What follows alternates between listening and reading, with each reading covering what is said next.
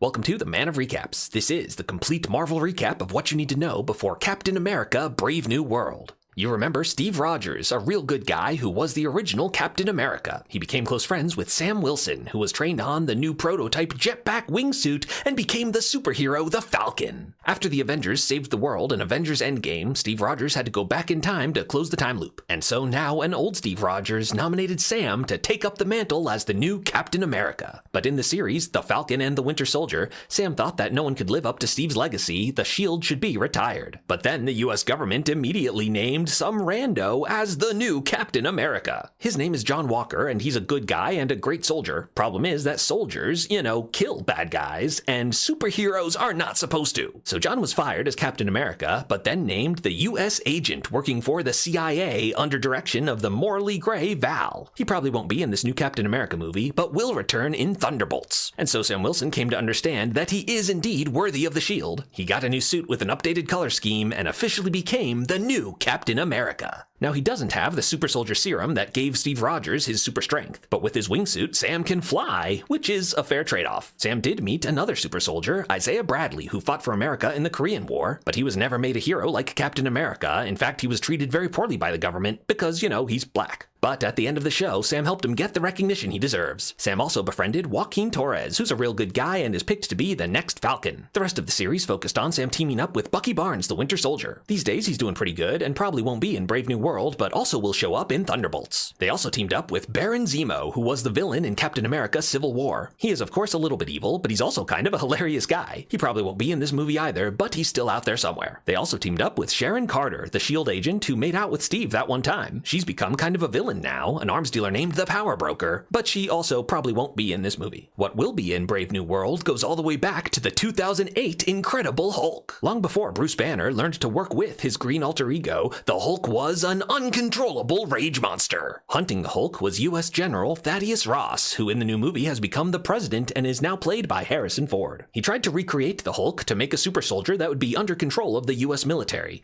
Unfortunately, it didn't work out. Ross came back in Captain America: Civil War, where as Secretary of State, he was spearheading the Sokovia Accords, which would bring the Avengers under control. This led to half our heroes becoming fugitives, but after saving the world in Avengers Endgame, it seems everyone was pardoned. Also, remember, Bruce Banner's one true love is Dr. Betty Ross, who is none other than Thaddeus Ross's daughter. Also potentially coming back is the mad scientist Bruce Banner tried to get help from. He ended up getting some of the Hulk's irradiated blood in his brain, and that's been a loose end for 17 years now. One last thing that will come up is from the movie The Eternals. They are immortal super people that were working for the Celestials, these massive godlike space giants. Turns out the Earth had one inside it that soon was gonna hatch. But as this thing was starting to emerge, the Eternals decided to save Earth and use their powers to turn this thing to stone. But turns out not normal stone, a new metal called Adamantium that's incredibly rare and valuable. There's been like a million other Marvel shows in between Avengers Endgame and now. There's a link to my recaps of all of those in the description of this video, but they probably won't come up. So that should be all you need to know for Captain America: Brave New World.